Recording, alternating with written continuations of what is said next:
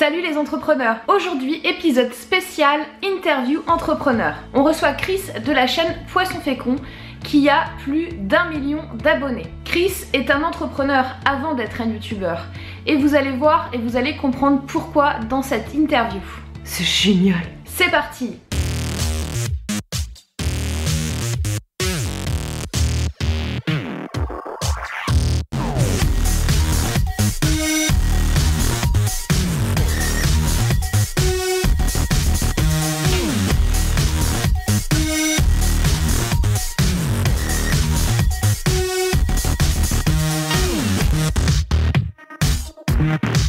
Donc Chris, merci beaucoup d'être là sur le podcast de l'entrepreneur.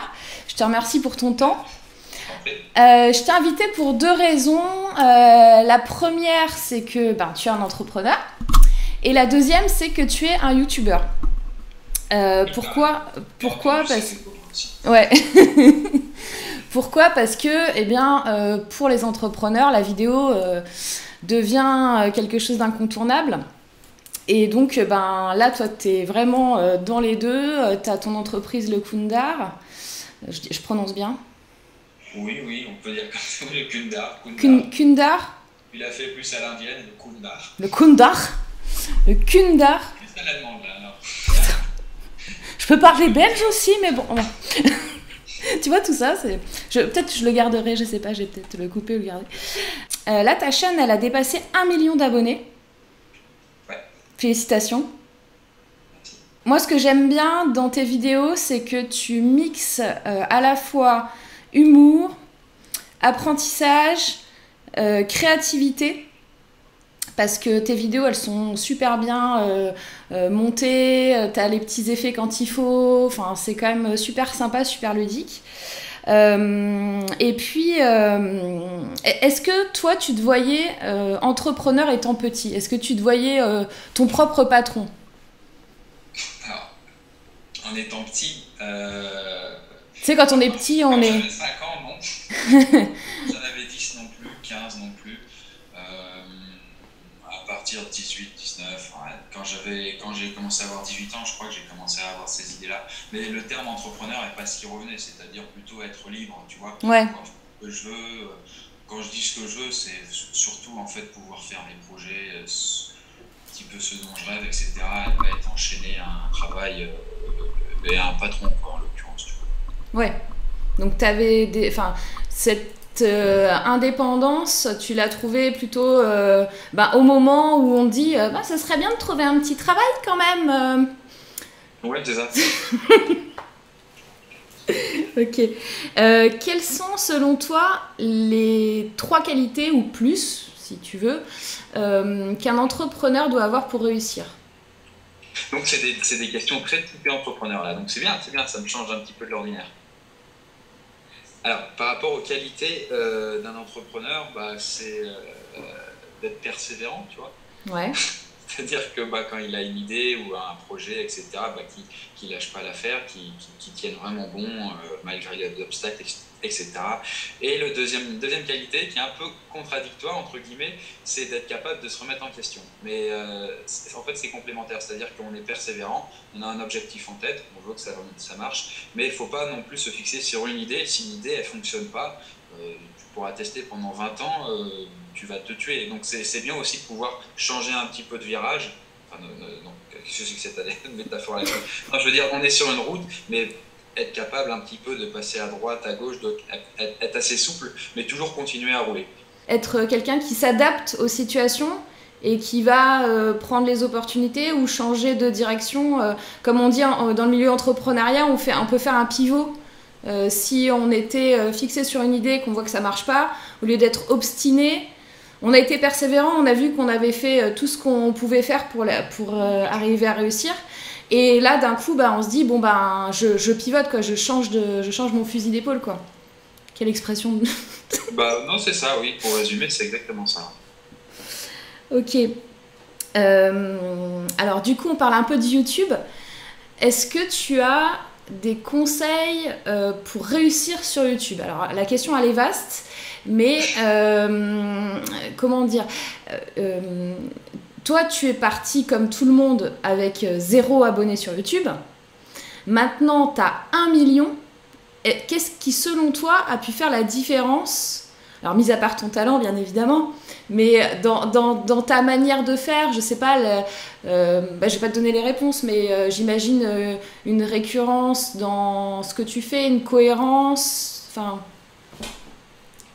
Ouais, je vois ce que tu veux dire. Globalement, c'est un peu les mêmes, les mêmes conseils que je t'ai donné quand on veut être entrepreneur. Ça se rejoint souvent, puisqu'un youtubeur, au bout d'un moment, quand il gagne sa vie, c'est un entrepreneur. Ouais. Après, c'est peut-être pas dans le sens dans lequel on l'entend, mais en tout cas, il est auto-entrepreneur au début, il me semble. Ensuite, après, il peut faire un statut société pour une question un peu technique. Mais sinon, ouais, c'est-à-dire avoir une idée. Par exemple, j'ai envie de faire ça dans les jeux vidéo, là dans la beauté, le make-up, là dans l'enseignement, par exemple, tu vois. Et puis on a une idée, il faut se fixer là-dessus et puis il faut bosser à fond et sortir des vidéos, essayer de faire des vidéos de bonne qualité. Donc c'est très difficile. C'est vraiment pour des trucs très globaux que je te dis. Ouais. Mais voilà, persévérer et ne pas hésiter à se remettre en question si on voit que ça marche pas autant que la normale. Et c'est pas évident à se rendre compte de ça, mais je te le dis parce que moi c'était le cas à plusieurs reprises, je me suis remis en question et donc ça me faisait changer un petit peu. Pour reprendre le truc avec la route, je changeais un petit peu, j'étais toujours sur la route, mais je changeais un peu de piste parce que je voyais que j'étais un petit peu à foncer dans les ronces, tu vois. Ouais, d'accord. Et du coup, est-ce que tu as senti à un moment donné, parce que moi j'ai l'impression, alors moi tu vois, j'ai débuté sur YouTube il y a 2 mois. Ouais. Et depuis 2 mois, je fais une vidéo par jour. Waouh. Et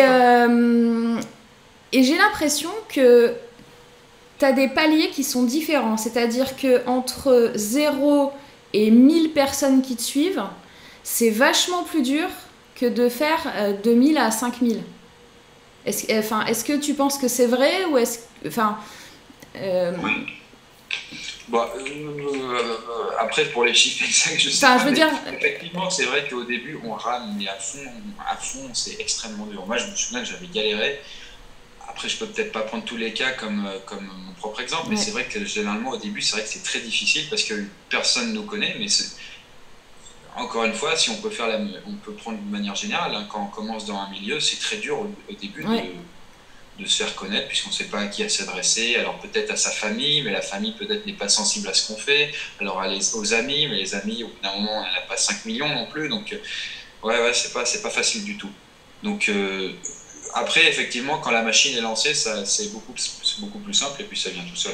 Ouais, c'est ça. À partir d'un certain stade, les abonnés arrivent tout seuls en général. Ouais, mais c'est ça. Toi, tu as vu ce déclic-là du moment où tu doutais, où tu t'es dit, bon, demain j'arrête, au moment où tu t'es dit, mais c'est en train d'exploser, quoi.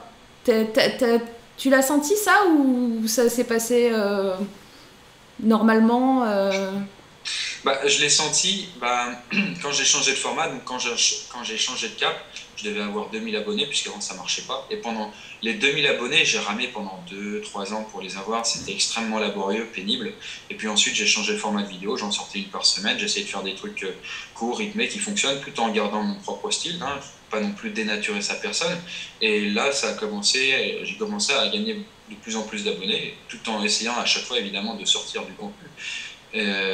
Voilà. Après, je faisais un peu de pub aussi, notamment dans les pubs, dans les vidéos, sous les vidéos des autres. Après, je sais pas si aujourd'hui c'est tout ça pourrait fonctionner encore. Mais après, évidemment, il faut essayer d'en parler. Donc, après, on fait avec les moyens du bord au début, donc c'est vraiment une période assez compliquée.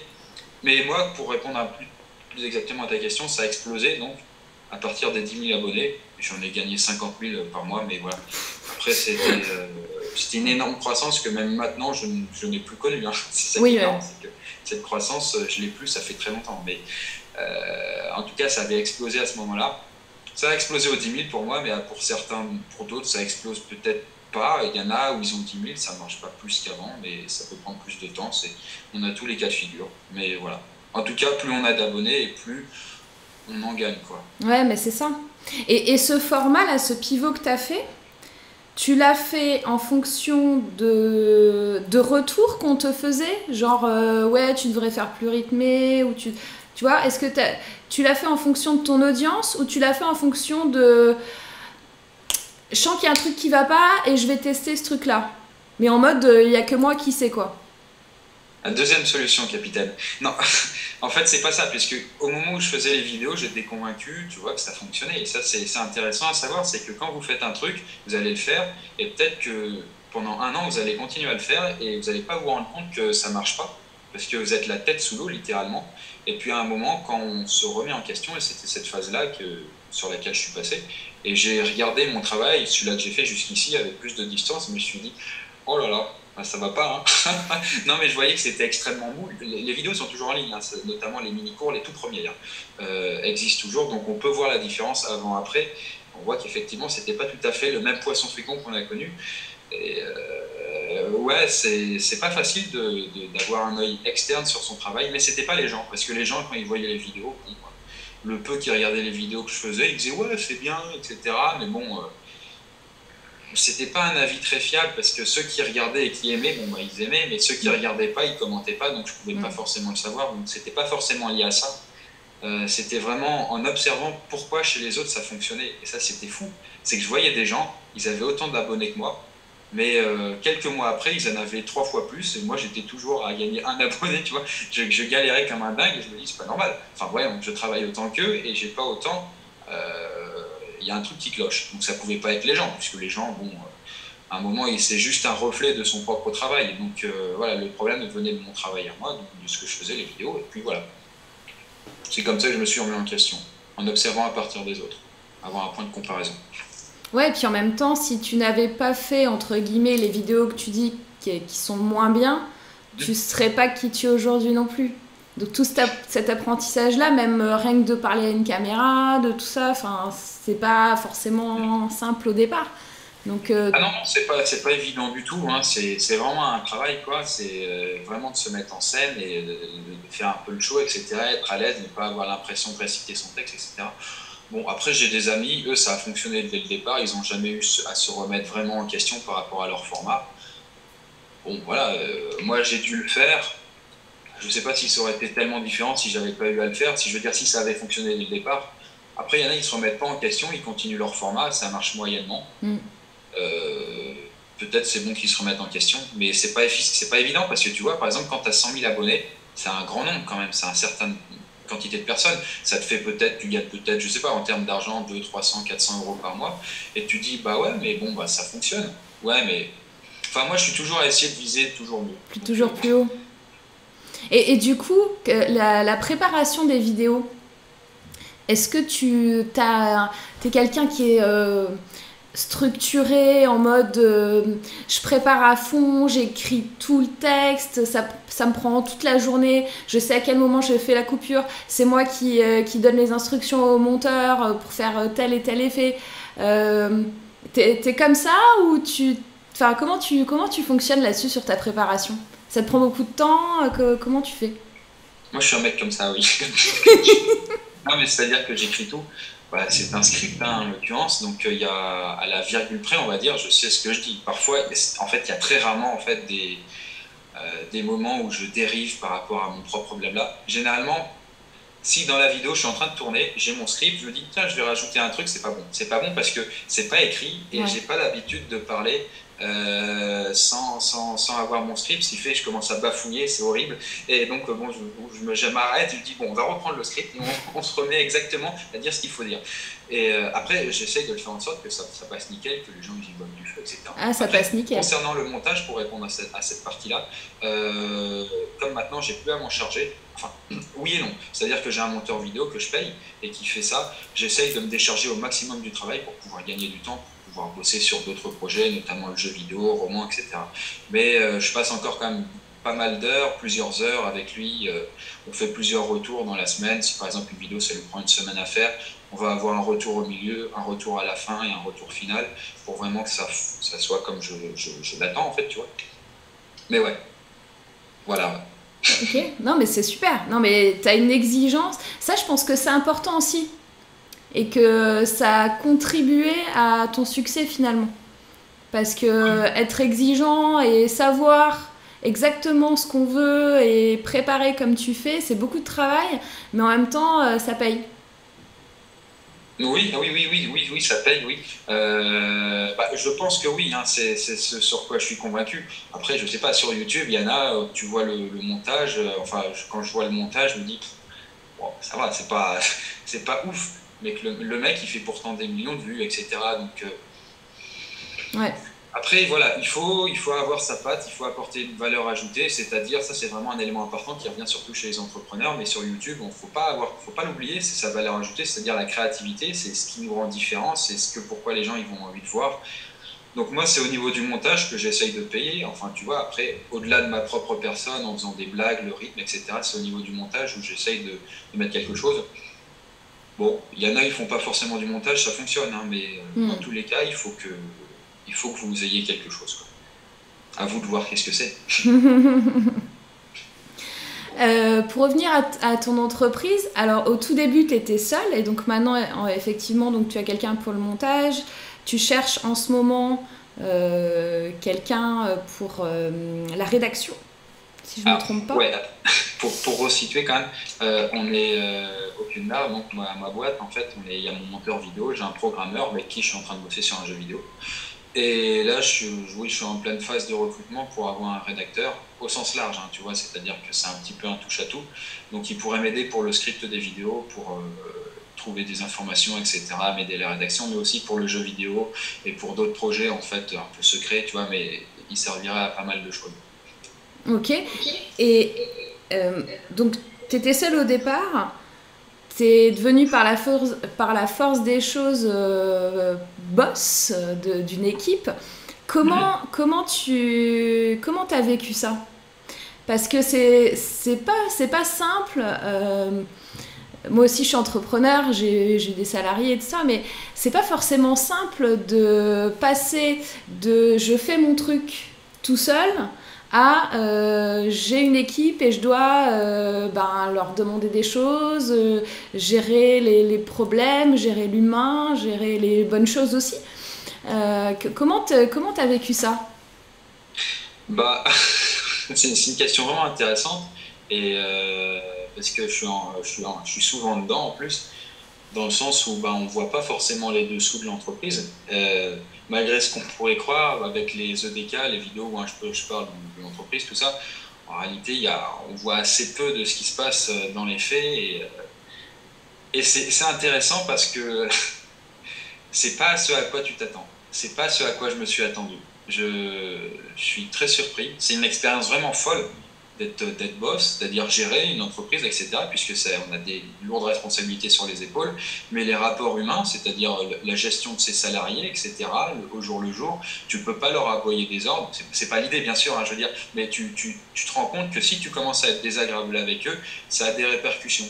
Et même s'ils ne te le font pas sentir sur l'instant, Mm. j'ai eu une réunion avec eux la semaine dernière, je crois, parce qu'il y avait des petits soucis en interne et il n'y a rien de grave parce que j'ai rediscuté avec eux au cas par cas et puis ça allait mieux, mais tu vois, ces genres de trucs, ils te le disent pas forcément et puis ça reste un petit peu de leur côté.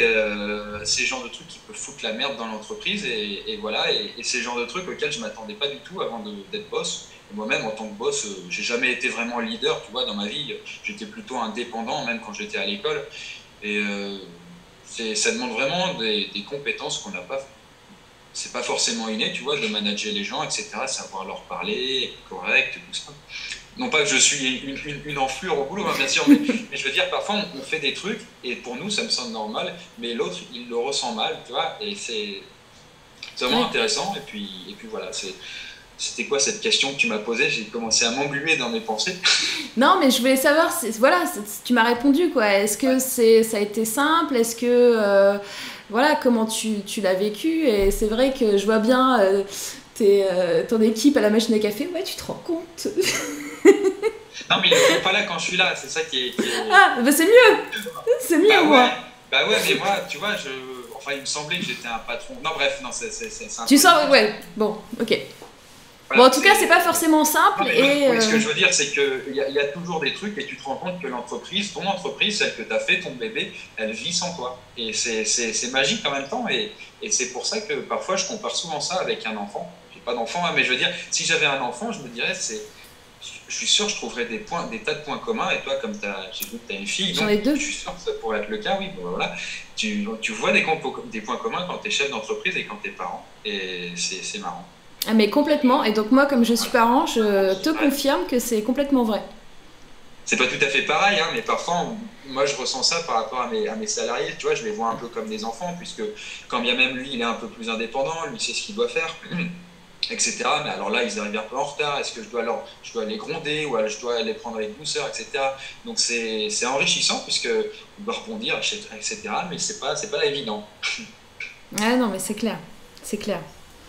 Euh, j'ai vu ces dernières semaines là, que tu as fait encore des petits pivots là, sur ta chaîne. Oui. Notamment, tu veux qu'on joue à... Non, vas-y, tu me parlais de pivot, ouais. Ouais, d'accord. Des pivots, donc tu as arrêté les trucs à la crise. Tu as fait un nouveau programme, le petit salon des bizarreries. Tu me dis si je dis des bêtises, hein. C'est ça, c'est ça. Donc ça, pareil, c'est... Pourquoi? C'est-à-dire, est-ce que tu te dis, mon truc, il marche moins bien auprès de mon audience et j'ai des demandes, ou est-ce que tu te dis, j'en ai ras-le-bol de faire ce truc-là, ça m'intéresse moins, j'ai envie de me challenger et du coup, de partir sur autre chose, ou les deux, ou... Ah, c'est complètement le deuxième, c'est-à-dire que j'en avais marre et je voulais passer à autre chose. C'était pas du tout le premier, c'est-à-dire c'était pas les gens qui étaient demandeurs d'arrêter ce format, hein. C'est vraiment le deuxième, c'est-à-dire que c'est peut-être une erreur que je fais, tu vois. Donc là, quand on parle de ouais, peut-être que ça marche pas bien, on peut changer, etc. Là, j'ai changé, mais il n'y avait rien, il n'y avait pas de voyant au noir qui me disait il faut changer. À part mon voyant personnel qui me dit je commence à me lasser. Parce que moi je suis un mec qui me lasse très vite. Et donc c'est pas forcément une qualité, ça peut être un défaut aussi. Et à voir avec le temps si ce sera un défaut, si ça aurait été une erreur de changer le format. Moi j'en avais juste marre de faire les trucs à la crise. Donc c'était vraiment le format qui marchait sur ma chaîne. Et moi, ce qui m'énervait, c'était que c'était le format qui marchait, justement. Et j'avais pas envie d'être enfermé là-dedans et qu'on me ramène toujours à ça. Ouais. Voilà. C'était vraiment la motivation, mais en même temps, en retirant ça, c'est-à-dire le format qui marche, tu vois, c'est comme quand tu retires une grosse roue à une bagnole. Ah, j'aime bien les voitures, pourtant je m'en fous des bagnoles. Mais je veux dire, voilà, tu retires un truc, un élément phare, tu sais pas si ça va mieux marcher après. Donc on va voir avec le futur, mais bon, faut pas éviter. J'ai une entreprise, donc c'est pas non plus un truc que je fais comme ça, donc ça a des conséquences quand je prends des décisions aussi. Faut que je fasse attention, quoi.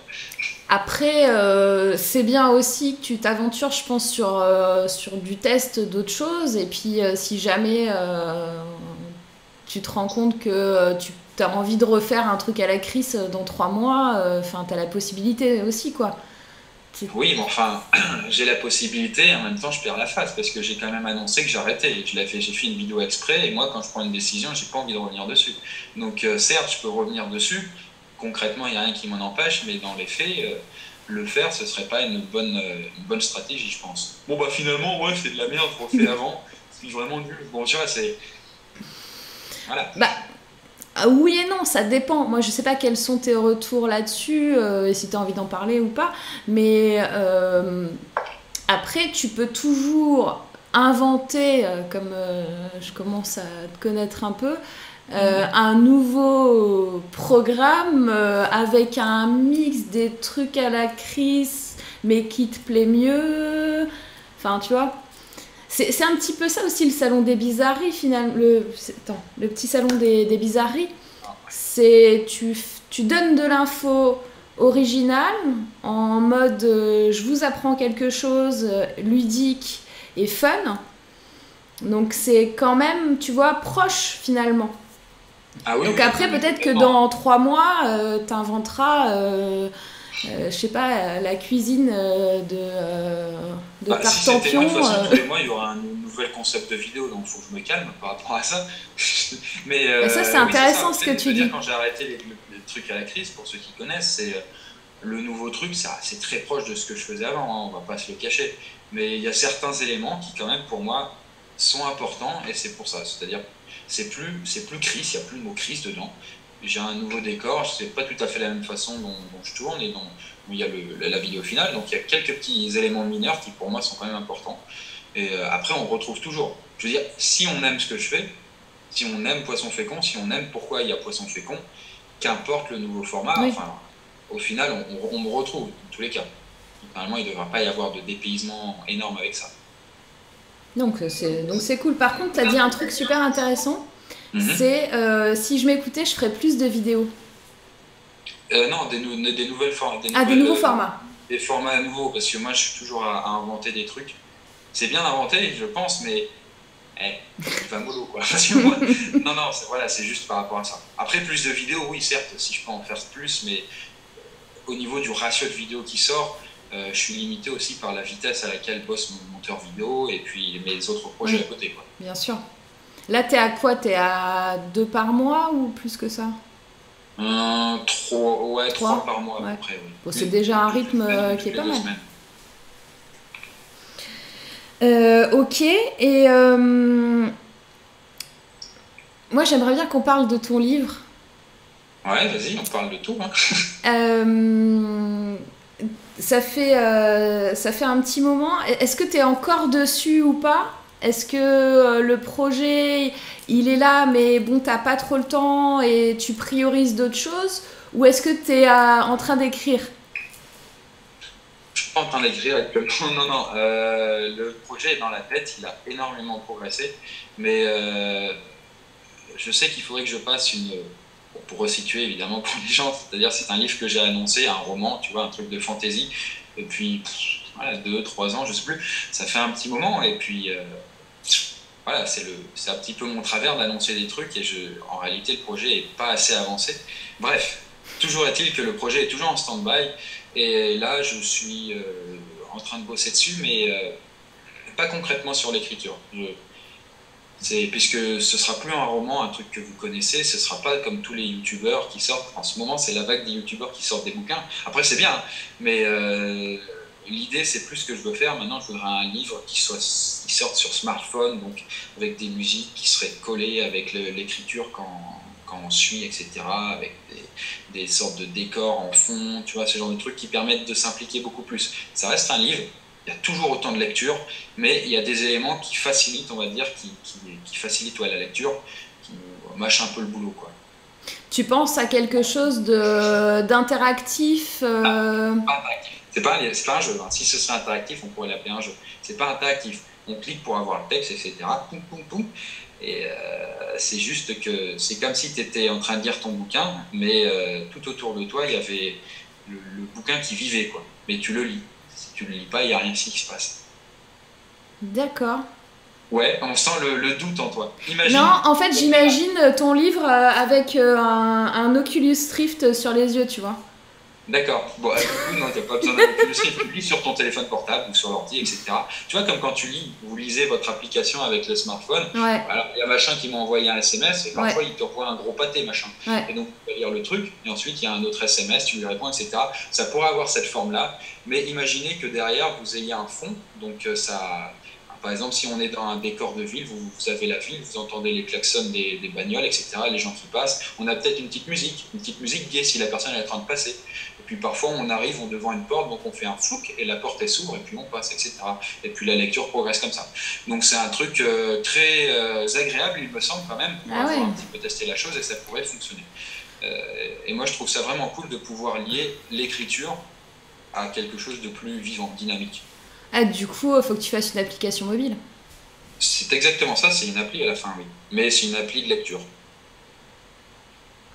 Ah, c'est pas mal. C'est pas mal. Ok. À voir si ça marche, hein. Ça va peut-être bider comme pas possible. Non, mais déjà, moi, en fait... Je suis toujours très confiant, donc pour moi, ça va marcher du feu de Dieu, évidemment, tu vois. Tu sais, tu me fais comme d'autres entrepreneurs qui viennent me voir en me disant...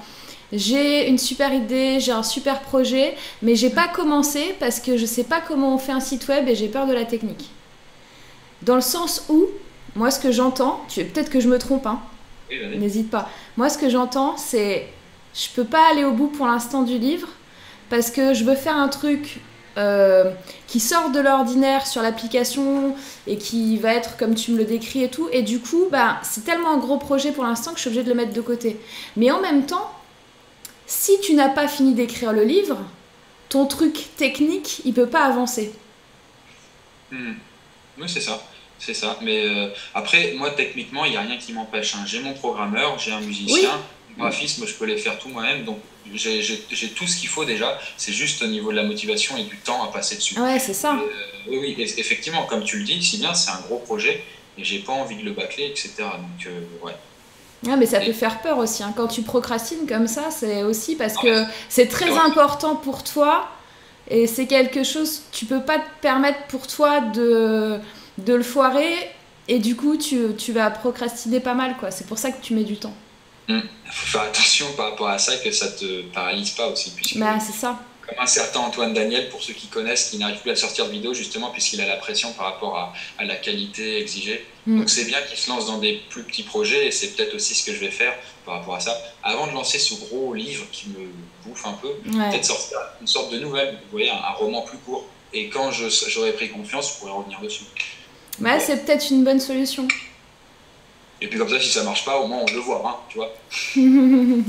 Non, mais c'est vrai, c'est peut-être une bonne solution pour toi de faire ça. Hmm. Et j'avais une super idée et je me... Ah oui. En parlant de pression, Ouais. euh, est-ce que tu te mets la pression, t'as 1 million d'abonnés quoi, putain. Est-ce que du coup, t'as forcément plus de pression que quand on a 10 000. Est-ce que tu penses à ça quand tu tournes, quand tu montes et tout? Est-ce que tu te dis, putain, il y a X milliers de personnes qui vont voir ma vidéo, faut que ce soit bien?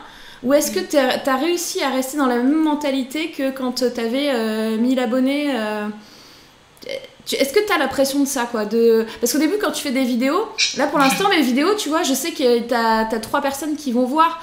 Donc, j'ai pas forcément de pression. Enfin, j'ai ma pression que je me suis mise de publier tous les jours.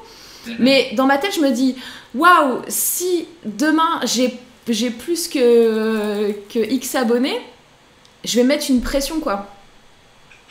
C'est une question intéressante et à vrai dire, pour te répondre, non. Ouais, toi, tu fais ton truc, en Non, fait. Tu t'en fous, c'est-à-dire quoi. qu'à plusieurs reprises durant l'interview, tu m'as dit ouais, 1 million d'abonnés, faut arrêter, on ressent pas, je le ressens pas, j'ai l'impression d'être comme si j'en avais 100 000 ou quand j'en avais 10 D'accord. 000. Je sais juste que ça fonctionne, que je peux en vivre, que je peux faire vivre mon entreprise.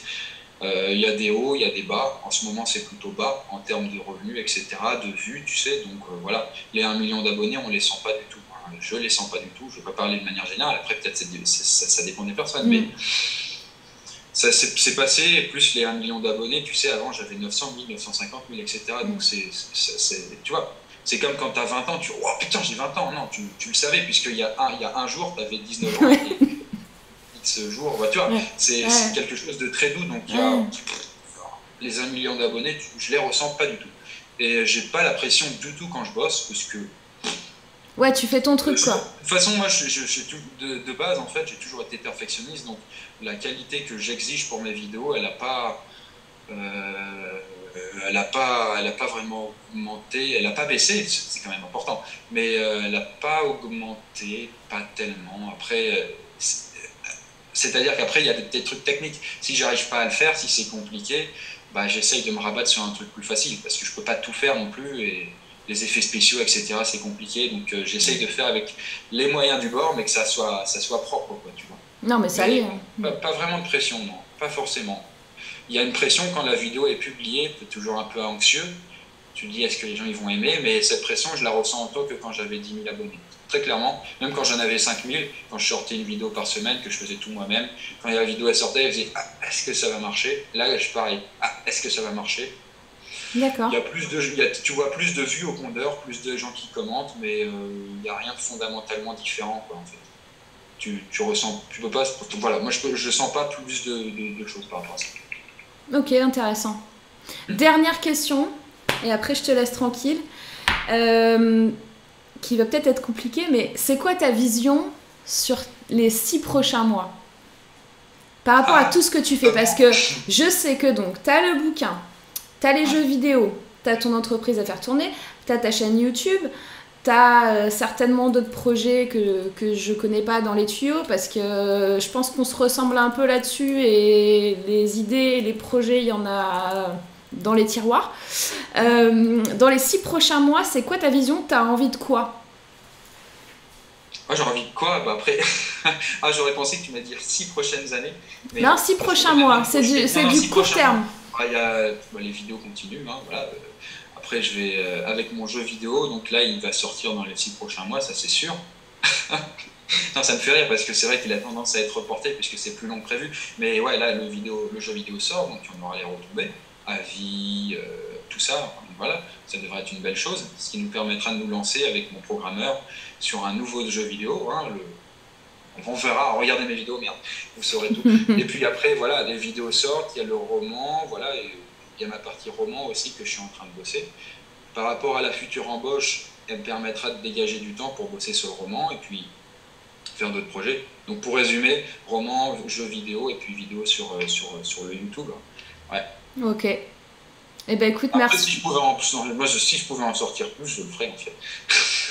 Je suis un putain de boulimique en fait. Plus il y en a, plus j'adore. Ce qui fait que parfois c'est mauvais, hein, parce que on se rend compte qu'on peut pas, comment dire, c'est quoi l'expression? On peut pas, merde, on peut pas tirer les bœufs. Merde, tu sais, quand on peut pas mettre tous nos chevaux dans la même... on peut pas mettre tous les trucs, tous les œufs dans la... Non, c'est pas ça, c'est pas ça. Ah, mince, tu peux tromper 1000 fois. On peut pas tirer tous les...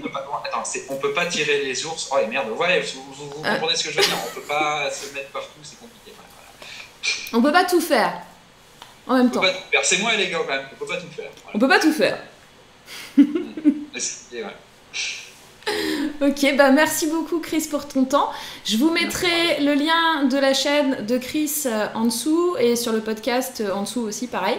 Et puis voilà, bah écoute, à bientôt. Bah ouais, à bientôt, ouais. Et puis voilà.